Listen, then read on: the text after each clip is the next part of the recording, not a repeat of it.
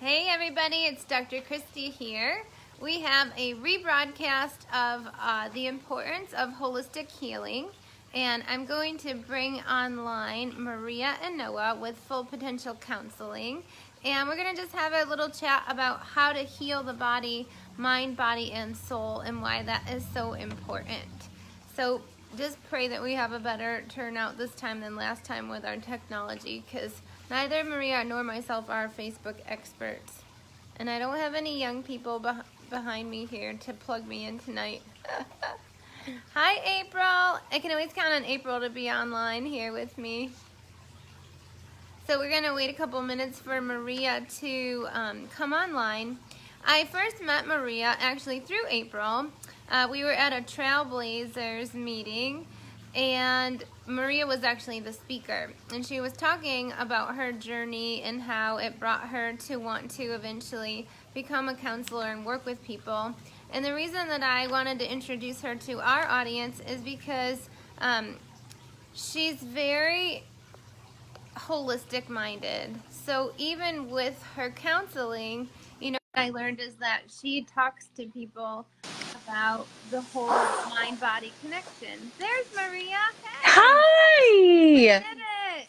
I know, I'm so excited. We're gonna be pros at this, and both of our sound is working. Yes, yes. Nikki Good. suggested that I use my headphones. Okay, that sounds great. You can hear me okay? Yes. Okay, good. So while I was bringing you online, I was just explaining to the audience that, I had met you at a Trailblazers meeting when you were the speaker. That was what, a couple of months ago? Maybe a Yes, few months. February. February already? Yeah. And so what I was saying is the reason why I thought it would be cool to interview each other and introduce you to our audience is because, I really love the fact that you had a holistic approach. And so you want to talk a little bit just about, like, give your own intro about who you are and what you do in your practice a little bit? Sure, sure. So, hello, everybody. I'm Maria Inoa, and I am a licensed clinical social worker. And so I have a practice in person in Jacksonville, and then I also do online therapy, and I also work out of an office at the beaches. And so my focus in my practice is working with women to build healthier relationships with themselves and others. And like you said, Dr. Kristy, I like to come from a holistic perspective in terms of the mind, body, and spirit. Yeah. And just, talking to the women I work with about, what they're eating, what they're doing with their bodies, how are they sleeping. I don't want to necessarily say exercise because sometimes that's a negative word for people, but Yeah. movement. If you're, sedentary most of the day, that can affect us negatively as well. So I do try to take into, all those important pieces into the whole mix when I work with women. Yeah, that's great. Well, I know you find, like, it's hard to address one area, one aspect of health without addressing all the others as far as mind body medicine, right? Yes, it's almost like a domino effect sometimes. If something's off, then like if one thing's off, if your sleep is off, then there's probably other Yeah. stuff that's not going so well. Yeah, it's so interconnected. I love that because it kind of Yes. falls in the same category. Like when we work with patients, they might come in for, something like a headache, for example, and it could be like a multitude of things that are causing it. And so Yes. I like that you take that, like, holistic approach and that you work with each individual according to their body, because there's, like, so many things that could be causing a headache. Right, right, right. Yes, yes, definitely, definitely. So the reason I'm kind of interested in this mind body medicine, every year we do a big holistic health fair in the fall. And so I spend the whole year doing research and reading up on different topics. And I learned that, first of all, I knew a lot of diseases were related to stress, but did you know that who is they? So all sorts of they with a capital T, right? The Yeah, the yeah. experts. But like World Health Organization, the CDC, Harvard, Yale, like all these major medical communities are in agreement that 95, now they're saying 95% of all diseases are related to stress. It's crazy. Had not heard that. I mean, I know it's significant, but that it's pretty like it's hard to wrap your head around that, really, that number. Yeah. So then I kind of say, like, okay, well, that makes sense. Like, that totally makes sense. However, I don't feel like anybody's necessarily in the traditional world doing anything about that. You know, like, and people realize, like, people say, like, oh, stress kills, you know, or they realize, like, stress is related to heart disease and all those things. So we recognize that, but then what are we doing about it? You know what I mean? Like, if it's 95%, I feel like we should take that as empowerment. And we can do so much to help with that stress factor. So talk a little bit about how you would work with stress with clients. Are there a couple of ways that you would handle that?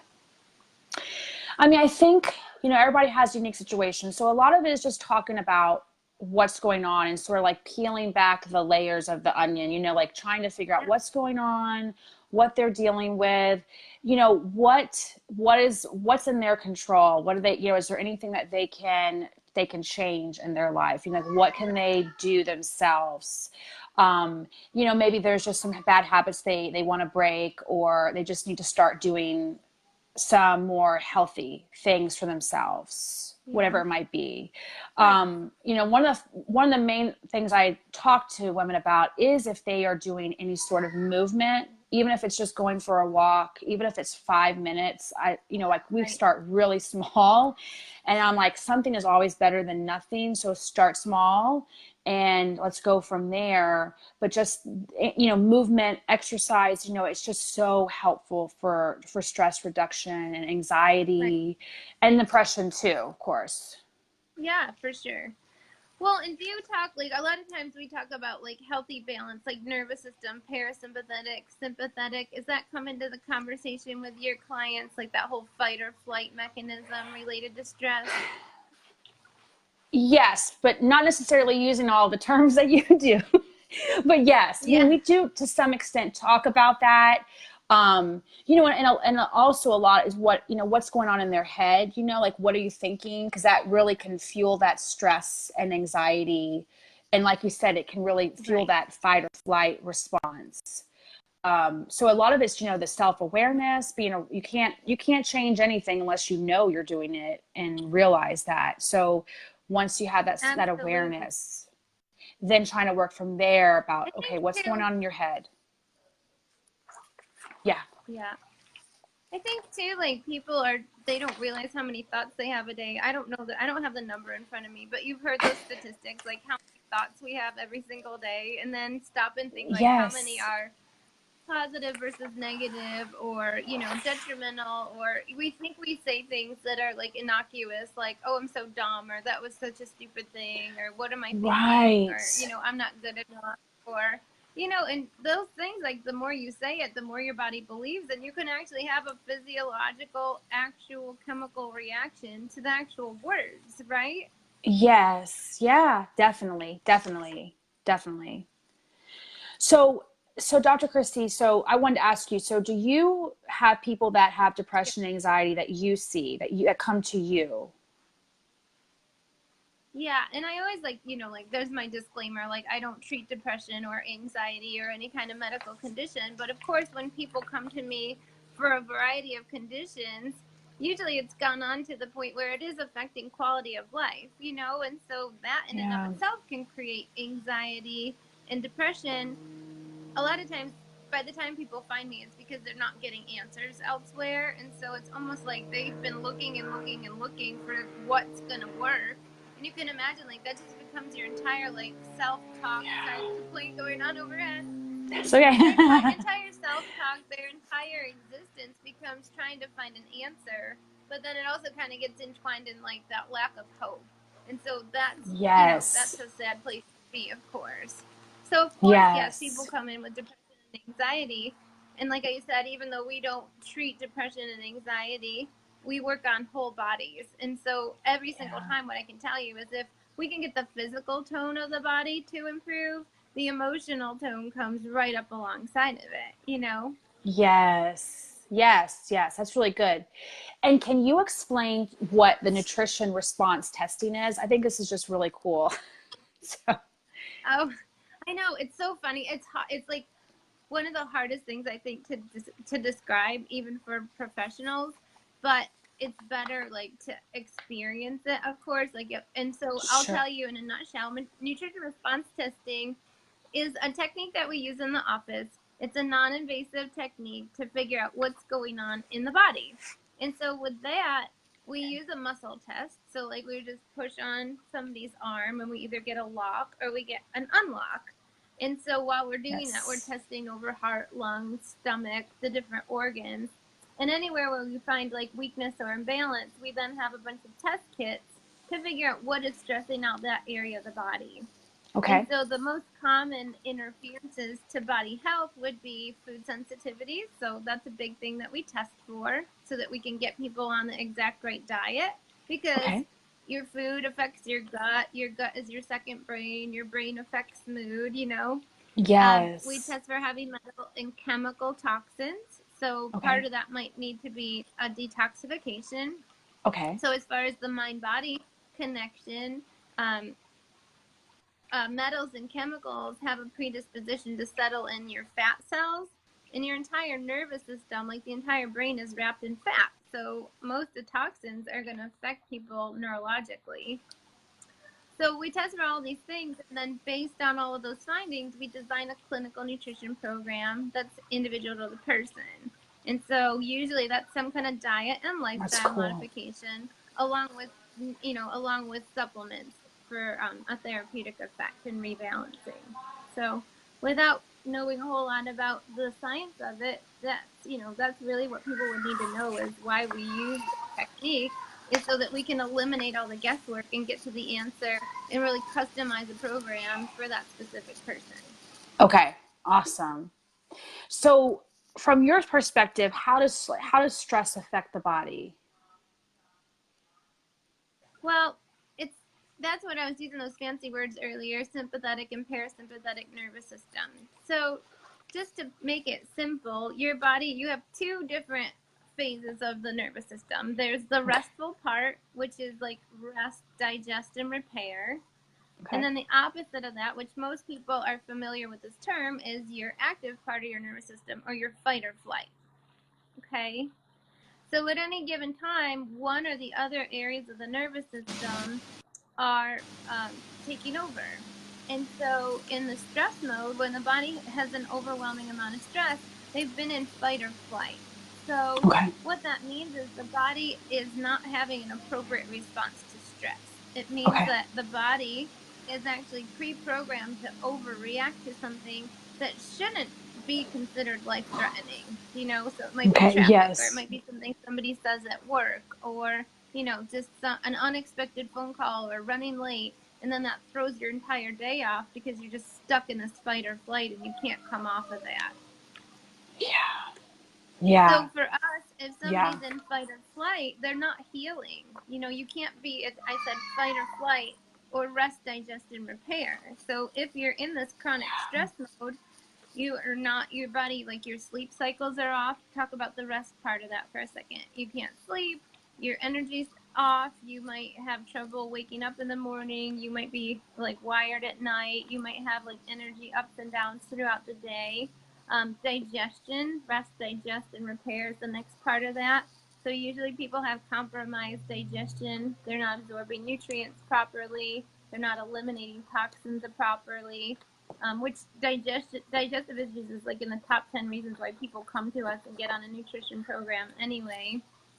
And then if you're in that constant stress response, also your body isn't repairing, so your Yeah. endurance is down, your recovery levels are down, and you just don't bounce back the way you should. And if you stay in that constant stress mode, then each upcoming stressor just piles on, like it becomes a cumulative effect. And so that's that Yeah. surprise factor. Like most people, when they have a heart attack, their first sign of a heart attack is often the heart attack itself. Like you hear that where people knew somebody and they were like shocked that somebody, had some kind of major surprise where everybody was thought like, well, they were a runner, they were healthy, or they weren't overweight. So then what is explaining that? And that's the stress response that we're talking about. Yeah. Wow. Yeah, it's amazing. I mean, it's amazing what stress does to your body. You know, like just like you talked about the It's statistic crazy. of 95%. And it's like, and, you know, I think in this, you know, our world is, it's just, you know, technology is great, but it's like, it's made everything Yeah. faster. And so it's like, everything's just sort of like, it's like almost like stuck in fast forward. And it's just Yeah. really hard to keep up. But I don't think we were made as humans to do all that we do, you know, every Right. day, you know. True. Yeah, Yeah. I do. And then there's no like downtime, you know, so it's just funny. Like I always say, like tell a stressed out, overworked, type A, multitasking personality that they need to like meditate, right? They're like, yeah, Yes. okay. Right. It's so hard to sit still. And that's, you know, I talk to a lot Right. of women about like breathing exercises, or I say meditation, but try to like explain it to them, because there are really good guided meditations that you Yeah. can do. And it's never the idea, because I Yeah. know people have a misconception that, you know, your brain is never going to clear and be without thought, you know, so to speak. But the point of it is just take some really good breaths and bring your body and your mind to a calm place. And it's a practice. Right. I tell people it's a skill, and it's really hard. And I even know for myself, it can be like, it's uncomfortable, especially if you're like, I've got a lot of things I Yeah. need to do. This seems counterproductive. But then Right. it's like, if you can calm your brain a little bit, you actually usually work better afterwards. Yeah. So, I love that you said that it's a practice because it's important for people to not also self-sabotage or, you know, judge themselves. When you start a new practice, you're not going to be amazing at it right out of the gates, right? You're not going to be an right. expert. It's not going to come easily. So just a good reminder to people, like, get back up on the horse and try again the next day. And I think, like you said, with guided Yes. meditation, do you think that that's like I think people think like you have to perfect like to actually be meditating that like no thoughts should come and you should be able to just sit there. But I actually learned from Yes. somebody, and tell me if you agree with this, like it's normal for thoughts to kind of come, but you really are supposed to practice not reacting to it, right? So just let them come in and then let them fade back out. Is that kind of what you tell people? Yes, like I try to tell, especially people who are starting out, which is a lot of the people I come into contact with, is yeah, not to put like pressure, like you're supposed to just come into this magical place where you don't have thoughts. I mean, not at when you're starting Right. out, and that's great if you know you are practicing for years and you can get to a place where you feel that way. Yeah. But I'm just trying to get you to have like lower stress. It's like a coping strategy, you know. And it's not for everybody. There's lots of different little breathing strategies that are just slightly different, but you know, sometimes one just resonates and just feels better for you. Yeah. And so I try to tell women, just do Right. that. You know, do what works for you. If it makes you feel Right. better, it calms you down, then just go with that. I like that. You know, and that's true because like I'm a very active person. Like it's hard for me to sit still, and like the minute I do, like I think of 8,000 other things that I need to Yeah. do. So like for me, like meditation doesn't really work, but yoga does because I'm still doing something. You know, like I still have control. Like I'm Yes. going through a vinyasa or a flow. Like I'm doing something, but it's with the breath and it's more restorative than doing, you know, like a big, like powerful workout for the day. And like I feel relaxed and centered, and your awareness is coming into the body instead of in, you know, into the mind and all. So Yeah. yeah, like you said, it's not, there's no one size fits all kind of a thing for anything, but even for meditation or relaxation, right? Right, right. And you're right. Yoga is such a good one. And I know, I mean, I don't know, I can't remember who the studies, but I know there's studies coming out that show that yoga is very effective for like anxiety and depressive symptoms. And I'm sure it's for Yeah. like what you just said. In our world, it's so hard to be still, but when you're doing yoga and they focus on that idea of just taking those good cleansing breaths, but you're also being active in some way, I think that really works well for Right. people. Right. And some people, like, it might be like a walk on the beach where they get to get out in nature, breathe the salt air, Yes. which is very restorative and healing and cleansing anyway. You know, you're looking around, you're moving, but you're, having gratitude and appreciation for how beautiful the scenery and landscape is, and giving gratitude for that, Yes. and like your to-do list or whatever else you would be doing if you didn't get out and get some movement and exercise, right? True. Yeah. Very true. Yeah. Yeah. Yeah. Yeah. Um, well, another thing that I got interested in when I've been doing my research is that there's these people that are considered like miraculous healers, where they overcame some kind of chronic disease that in medicine there was no rhyme or reason why they should have healed. And so, for example, there's, tons of cases of different stage 4 cancer patients. And I'm saying cancer because I feel like if somebody can heal their body of something like that to that so many people, it's like a death sentence. Like, that's one of the worst pieces of news that somebody could receive as a cancer diagnosis. So there's people, and there's a woman, I've got to find her name. Maybe I can put it in the comments when we hang up, but that she researched all these people that have healed their bodies of these like stage 4 chronic illnesses. And then what she did is she kind of compiled like, what did they do? What were all the things that they did in order to heal? And what was really, and she narrowed it down to 9 common things. So she studied Wow. like hundreds of people all across the world that had all sorts of chronic diseases and stage 4 cancers. And what she found was that only 2 out of the 9 things were actually physical medicine, meaning like Wow. what we're talking about: diet, nutrition, supplementation. All the rest were like mind body. So there were things like deciding to take empowerment over your health was a big one. Like deciding that you have power to heal. Yes. Another one, for example, was the practice of positive daily affirmations, Yes. visualizing yourself actually getting better, getting rid of negative emotions, reprogramming positive emotions. So all the kind of things that you do on a regular basis was the majority of how people got better. I It's thought that was like amazing. incredible. It is. I mean, And it really, kind of it just brings is. to light the importance. Huh? Yeah, it is. I was just saying, yeah, It's I mean, it's incredible. incredible to even, because we hear mostly about the drugs and you have to, do this Yeah. regimen, and there's not always a lot of talk about holistic and like the Yeah. amazing results you can have. Yeah. So what that, to me means is that you could be on the exact right diet, and I'm not downplaying, like I do nutrition all day long, so I'm not downplaying the importance of diet and nutrition and supplementation and the incredible healing power of herbs and all that. But what that means is, and I'll see this often in practice, you could be on the exact right diet, on the exact right health program, and you might find that you're not getting the ultimate results that you should be.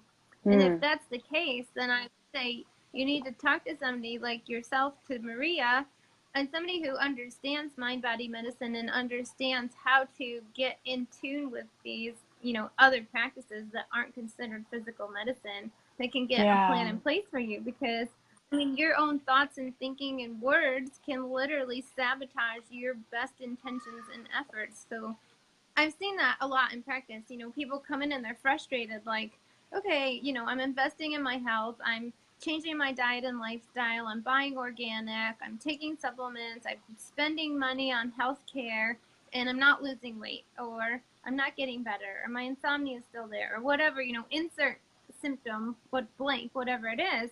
And I think that it's this mind body connection that we're talking about, and that doesn't always come up in a Right. typical doctor's appointment, or people might not even think to, bring up, like, well, I've been a caregiver for ill parents for a decade, and then all the while I was caring for my parents, I might have gone through a divorce, or I have little kids that I'm taking care of, and I'm trying to balance work life and home life, like, this is the majority of people's scenario. This is every day.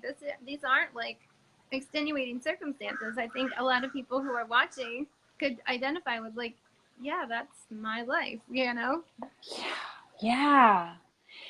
Yeah, I mean, I think too, like, and I think people forget too, like, that trauma is not just you went to war, like on the front lines or what have you. Like, there's like Right. these traumas that are like, you are caring for someone who is ill and you're their caregiver and you're watching them decline, or they're going through some terrible illness. Well, that's traumatic. It is. And it's, you can literally have symptoms of PTSD from that.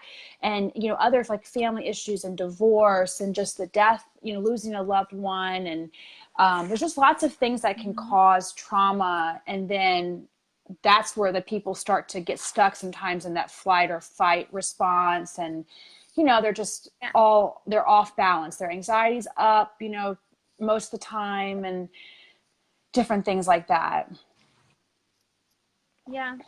So are those like some of those things that you just mentioned? I would kind of, if I had to like come up with a description or a summary, would those be the majority of the types of people that would seek out your services? Is it like life transition type of stuff that you would that would normally lead people to seeking out your help? So I say that I help women build healthier relationships with themselves and others. So under that umbrella, relationships, most people think of romantic relationships. So I do work with women who are struggling in a Right. long-term relationship or marriage, or maybe they're coming out of one, or it's sort of, they're not sure if it should end. They're on that fence of, I'm not sure what to do. But also family relationships. Okay. I mean, that can get really ugly and complicated for people quick. We all have, nobody has a perfect Yeah. family, but even friendship issues, toxic work environments, all of those were kinds of relationships that, we're a part of. But I'm Right. super passionate about women knowing that they have worth, they matter, they have purpose. And, our self-worth Really. and how we feel about ourselves affects all of our relationships. So it kind of all is that intertwined, that web, that it affects each other. You know what I mean? And within all that, the anxiety and Yeah. depression, it may not be like, like, it doesn't mean that you have like a disorder. You don't, may not be able, like, it just may mean that you are dealing with anxiety or you're dealing with some depressive symptoms. Kind of like, I'm not a big fan of labeling. I'm not a big fan of like saying, well, you've got this Right. diagnosis, because I feel like sometimes that's to people's detriment, because we don't have to talk. I Yeah. mean, it doesn't have to be a diagnosis to be able to say, okay, let's work on the anxiety. Let's address that. Let's talk about what kind of plan we can do to kind of bring it down. And same thing with depression. Right. That brought me to another question just about like what other, so when people come in, like a lot of these are common things that people say, like depression, anxiety, that kind of thing. um so could you kind of describe like what are some certain approaches that you might use with your clients, and it's even if it's not like depression, anxiety kind of stuff? Sure. So, I mean, to use the words, like, I use a lot of cognitive behavioral therapy, which is the very kind of like the very Mm-hmm. simplest terms, how your thoughts and your feelings affect your actions, and just kind of how those are all tied together. It's a lot of just cognitive, a lot of like your thoughts. So when I work with people, when a woman comes into me, we talk about what's going on. I really try to find out what they want, because I can have an idea of what I think, right? But it's really about what do they want, or what are they looking to help with? Because it may be something different than what I'm thinking. And I really try to meet the person where they are, and kind of just kind of Good. come up with what we're going to work through. So a lot of it will work. We do a lot of cognitive stuff. So I will talk about their thoughts and just the idea of being more self-aware. And it's funny because people will start, like, come to a session or two, and you automatically, because it's like you automatically start becoming more aware, because you've made that decision. Like, I want to improve myself. I Yeah. want to change things to the positive. So it's funny because you'll just sort of automatically start being more aware. And so at first, the first sessions, it depends on the person, can sometimes just be about, tracking certain things that are going on in their life, so that we have the information, we kind of can see if there's a pattern, or what are these thoughts that you're thinking. Like, I want you to try to be more aware. And then it's working on, what what strategies and techniques work best for that person. So sometimes it's a little bit of trial and error. I like to give people things to work on in between sessions because it just maximizes their time and effort and helps them to get to what their goal is. So, you know, a lot of it's just trying different coping skills, different techniques. It's like filling their imaginary like toolbox or first aid kit, like for mental and emotional things. Like what works for you that you can go back to and use, and that helps bring your anxiety down or your stress level, or helps you to cope with just life, what life is throwing at you. And, you know, a lot of times it is, like you said, just life transitions, and you just, you know, life has a way of catching us totally off guard, you know? And so it's like, you just kind of get, you know, thrown something and you just aren't even sure how to move forward. And so women will come to me for that, because it's just like, I'm trying to wrap my head around this thing. And, you know, sometimes it's just that guidance and extra support that can be meaningful. So. And it sounds like all along the way, like it sounds like you're really handing, you know, the power over to your clients to eventually take control of their situation themselves. Is that accurate? Yes. So, I mean, I you know, like, yes, exactly. I mean, I, you know, want to give them the tools and the techniques, and I depend on them to tell me this is working or this wasn't working, or maybe we need to tweak it a little bit, because that, you know what I mean? Because it's all about what's a good fit for them and what makes them feel better, and what helps them. So definitely, yes. Cool. So let me ask you a question, I know, like, when somebody, what'd you say? I was going to ask you a question, but you go ahead. Okay. I was going to ask you, so if someone comes to you and they're on like maybe an antidepressant or anti-anxiety medicine, how like, kind of like, how does that factor into your treatment? Yeah, that's a good question, because many people do, you know. Okay. So the cool thing with nutrition response testing and most of the supplements that we use is that they're mostly like whole food based. So in that case, there's virtually no contraindications. But where we would have any kind of issue whatsoever if somebody is on one of those types of medications would be more on the herbal. And so anybody who does this kind of work, it's the professional's responsibility to know the contraindications. And those are well documented and published. So, you know, we just work around it and make sure that we're mostly sticking to the whole food nutrition side of things. But a lot of people come to us because they might eventually want to get off the medication. They might not want to be on the medication forever.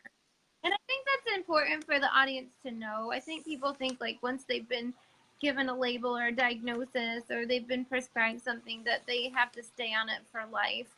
And, you know, of course, like I can't take somebody off of a medication because I'm not a medical doctor. And the only person that can take you off a medication is the doctor who prescribed it. But we can work alongside of that doctor. And I'll tell you too, like people have a lot higher likelihood of ever being able to come off of some of those prescriptions if they are also doing some kind of work like you're teaching them, having these coping skills and, you know, being aware of their thoughts and their words that they're using, as well as being on a nutrition program. So a lot of times there are nutritional deficiencies and imbalances in the body that have caused their body to get out of balance and cause some of those symptoms. So we're always talking about getting to the root cause of the problem and not just, you know, giving a Band-Aid to treat the symptoms. So I think we all understand, like, there's a time and place for medicine, and people know when that is. Like, they know when they need to throw in the towel and ask for help. And there's a proper use of it, but there's also a high likelihood of this stuff being overprescribed and kind of just dished out, like, for every little thing, where maybe that could have been the last resort, and something natural and non-invasive could have been recommended first and give people the opportunity to try to balance their bodies out naturally. So we can work with people that are on medication. We can also work alongside of the prescribing doctor to help somebody get a plan in place to eventually wean off of those medications. But this is a really sensitive topic, and I want people to know, like, you can't do that on your own. I think that it can be really dangerous if people do it Mm-hmm. incorrectly Mm-hmm. and if they wean off too rapidly.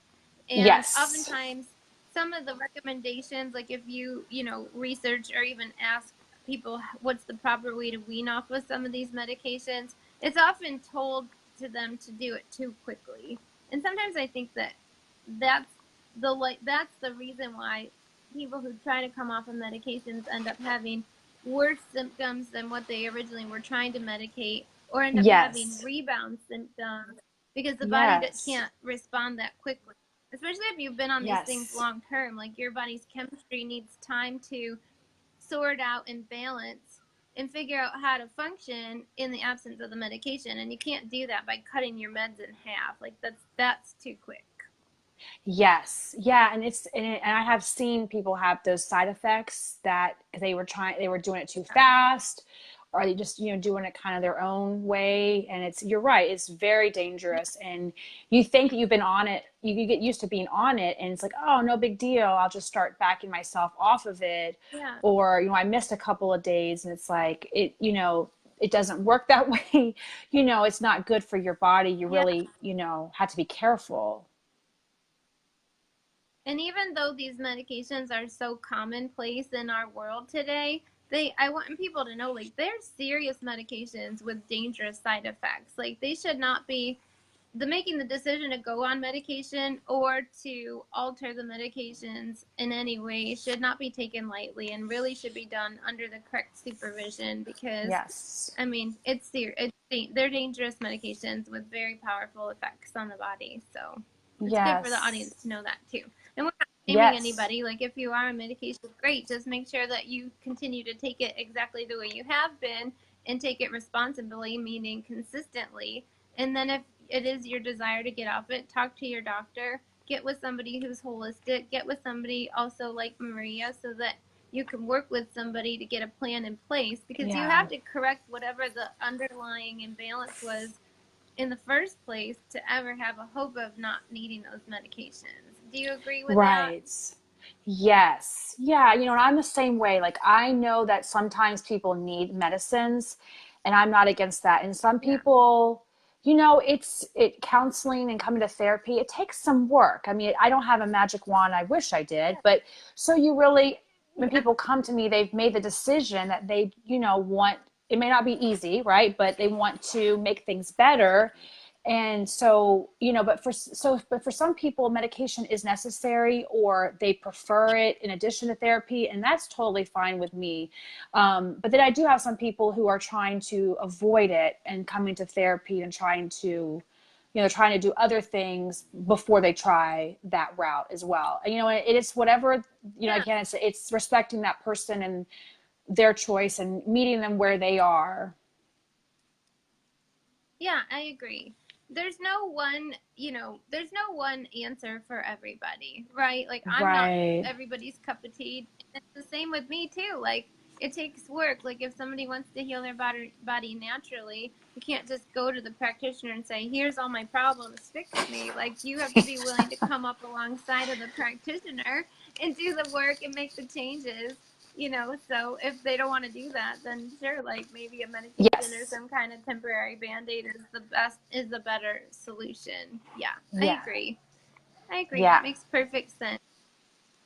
So I had another question for you. Yes. Just it's probably awkward sometimes and uncomfortable for people to ask for help, and Right. especially to admit that they need a therapist, right? There's still a Right. couple of there's probably still a lot of like misconceptions about that, or Sure. guilting or shaming or whatever. So what are Yes. some of the barriers that people have? Because I want to definitely make sure we share with the audience that you do some of the online stuff. I think the way that you have your business and services set up is very smart, and I want people to know that Thank you. whatever they're thinking traditional counseling is, it doesn't have to be that way, and that you have a variety of different ways to offer help that kind of break down Yes. some of those barriers. So I wanted to give you an opportunity to talk about that and the online, and how do you overcome barriers to people getting into a program with you or seeking help out in the first place? So, I mean, I always offer like a free phone consultation, or if they want to jump Okay. online to do a consultation just to talk, because truly, honestly, I want to make sure that I'm the right fit for them. And if I'm not, I have made a point of knowing, getting to know face to face other therapists in the area that work with certain specialties or what have you that I can recommend. So, I just try to talk to the person, make sure I'm the right fit for them, and I can Yeah. help them with whatever their issues are. And I do offer the online counseling, which is a little different for people, but it's basically exactly what we're doing right now. I just have to use a platform that is secure and confidential. But Yeah, literally, sure.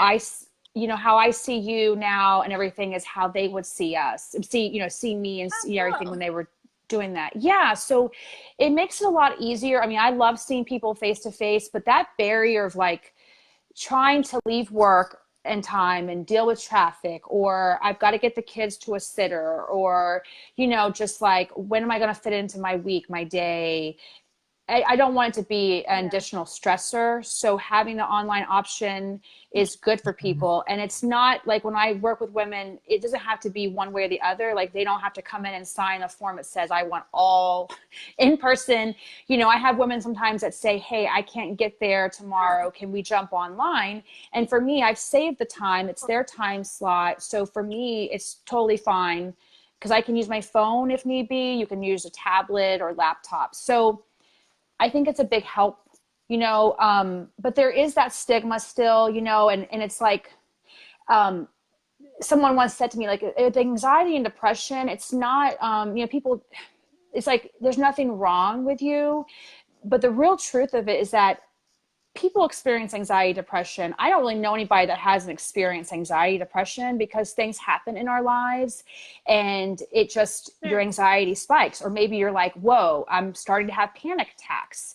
And you have to figure out how to deal with it. So there's always this, like, something's wrong with you, or, there's just that stigma that persists. But when in reality, depression and anxiety are so common that it's invisible, right? So you don't know who's dealing with it, but most people are Right. dealing with some level of it, day to day. Yeah, absolutely. So do people tend to prefer the online maybe when they're like a new client and they're kind of feeling it out and getting comfortable with you and then might get more comfortable to do an in-person session, or does that not really have anything to do with it? Um, it just depends on the person. Some people come to me and they just want all online, and then some people are a little bit unsure of it, which is totally fine. So they want to come in and meet with me, and they want to see me face to face, because I understand you have to be able to trust this person before you, like, unload all this personal Yeah. information. And then from there, Yeah. sometimes they say, oh, you know what, I want to keep coming back in face to face, or okay, they want to try online. It really just depends on the person and their situation. Okay. So that's great. I think that's always good to have a couple of different options because everybody's different. Yeah. Yeah. Right. So, Right. what would be the next steps? I mean, if somebody is listening tonight or they want to recommend your services, what would be the next steps for somebody to, start seeing you or talking to you? So they can do it like a number of different ways. They can just call me, Okay. and I could put my number or on the comments maybe. My website is fullpotentialcounseling.com, and there's a contact form on there that you can reach out to me that way. You can email me, Maria at Full Okay. Potential Counseling. So whatever, honestly, I get it all. So it's whatever is easier form of communication for people. That's fine with me. A lot of people Okay, email great. or call first, but it's whatever works for people. Okay. So I think we definitely should put, when we hang up off of this, make sure your contact info, email, website, Okay. phone number, whatever you want to share are on there, Okay. because then people can definitely reach out for you. Okay. Any closing remarks? Anything that you wanted to discuss or, bring to light that we hadn't brought up yet? So just the last question I wanted to ask you is, so how would someone know that Okay. they might need your services? How does someone know? Well, it's kind of interesting because there's such a variety of things that people can come in for. Like I said, stress is the biggest one, digestive upset, headaches, um, Yeah. not sleeping, pain, definitely like body tension and those types of things. But the biggest reason that I would say, hey, my husband's coming home. I'm outside. It's such a nice night. I'm like, why sit inside and It's do this? I'm beautiful. gonna run home. But the people that I would say that the biggest indicator that you would need our services is that if you have gone everywhere else and you have whatever symptom and you haven't been able to get an answer, if you're tired of just covering up the symptoms and treating something symptomatically and you want to get to the root cause, those are the biggest reasons how people would know that they need to come to us. So regardless of what their Okay. actual symptom or complaint is, it's more just like they can't get an answer. So, people Yes. often have already been around the block. They've been to several other practitioners. They aren't comfortable with what's been recommended, or they don't want to escalate to the next step as far as more invasive procedures or testings or surgeries, or they just want to prevent having to go down that road in the first place. I think those are Yes. some of the key indicators somebody would want to look for somebody holistic like us. Yeah. Yes. Gotcha. Okay, that's Yeah. good. Yeah. It's good to know. Yeah. Thanks for asking. Yes. So we were successful. Do you feel good about I know. this? I know. Last time That's it so was, it good. was rough. That's so great. I'm so glad it worked out. Thank you so much, Dr. Kristy. Yeah. Yeah, you're welcome. And I'm glad I thought that it was definitely important enough. This topic, it's important enough to have rescheduled it and taken another stab at this conversation, because there's plenty of people out there that are, suffering with depression, anxiety, negative thinking, stress related Right. syndromes, and they just might not know exactly where to turn. And it is like, Sure. you have to be vulnerable to be able to reach out and get help. And so I'm so glad to have somebody like you, an expert who Thank people you. feel comfortable, like you're approachable, and it's helpful for people to break the ice and maybe break down some of those walls so that they can get on a path to start to seek help Yeah. and get better and get well for once and for all. Yeah. Thank you. Thank you. And I love what you provide for your patients and clients and everything. And the nutrition response testing, I think, is just so interesting, and just, I mean, just that whole process is so needed. And I just think it's interesting how people come to you, like you said, when they've tried so many different options, and I'm sure they're very Yeah. frustrated and just exhausted and just want to feel better. And I just think it's great that there's providers like you that provide these like innovative treatments that are not just, hey, here's a prescription, see how it works. Maybe you'll have side Yeah. effects, you know. There's other options out Yeah. there, which is great. Yeah. There's so many amazing, techniques and options that are out there. So I think kind of just to, in closing and on that same note, is anybody who's out there listening tonight, I just want to encourage you, don't give up. If what you've tried hasn't worked so far, keep looking and find practitioners that work for you. If you Right. have worked with a nutritionist, or you've worked with a counselor or a social worker and it wasn't your cup of tea, that doesn't mean that social work or chiropractic or nutrition doesn't work. That you just need to explore further and find somebody who you're comfortable with, who will work with Right. you, to Yes. your belief system about your health and well-being. And I will just tell people, an encouraging note is that there's hope. Your body does heal. It heals. It was designed to heal. If it's not healing and it's not performing, there's an exact reason why. And there's professionals like myself and like Maria who can help you pinpoint and customize a program to get to your root cause and, like I said, get rid of it for once and for all. So I hope Yes. that's helpful to everybody that's out there. Definitely we'll share Maria's contact information. You're going to be part of our health fair on May 25th, correct? Yes. Yes. I'm Yeah, so excited. full potential counseling. Well, Yeah, we are too. So if you want to meet Maria in person, if you saw this and want to ask her more questions, she'll be there. She'll have some swag in our swag bags. Yes. And you can come and meet her and maybe make an appointment or anything like that. So, any Yes. closing Yes. remarks? No, I think you did great. I like that, you talked about just if you're feeling hopeless and just to not give up. And, it's really that finding someone who's a good fit, is really important, because you do have to, your work, you really have to connect to that person so that you trust them and so that you can really let them know what's going on so they can actually help you. So I Yeah, appreciate you saying that. absolutely. Absolutely. Yeah.